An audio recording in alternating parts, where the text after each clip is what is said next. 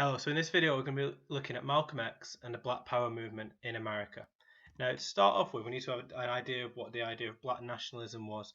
Now it was increasing at the same time in the 60s in particular that the movements led by Martin Luther King and other leaders who were more interested in non-violent actions were around. Now it generally rejected the idea of non-violence and it felt some force was necessary in order to achieve equality, and indeed some black nationalist movements actually wanted complete separation from white America rather than equality with.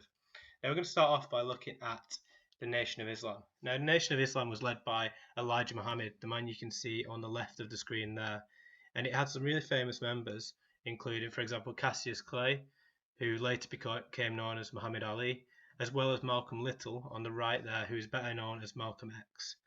Now, Malcolm X believed in more direct action in order to achieve his desired goal, so that equality for African Americans. Now, he favoured violence where necessary, and indeed was really famous for his quote of "by any means necessary."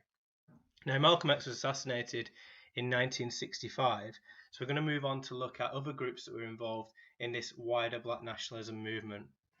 So one of these groups was the Black Panther Party.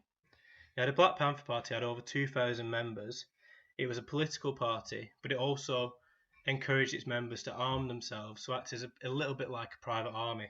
Now, they said that it was necessary to use force to force equal rights in America, and on many occasions, particularly between 1967 and 1969, clashed with the police in armed combat.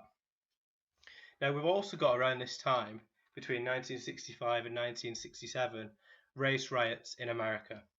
Now, these weren't centered in the South, in the southern states where you might expect them to be, but actually more in the north and western states of America, primarily in places like Los Angeles, as well as other northern cities such as Detroit. Now, the main issue here was that the police force was mainly white, and they were operating in large African American neighborhoods within these cities, and they were mistrusted, and the people who were living there felt that they weren't being given the same rights and protection as their white neighbors.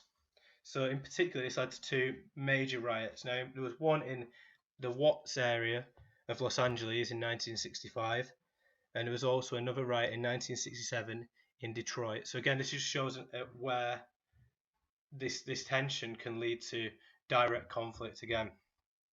Now, there's been a lot of historical debate over the impact of the black nationalism movement. Now, at the time, a lot of historians and a lot of people, particularly in the media, misreported and misrepresented what the black nationalism movement was standing for.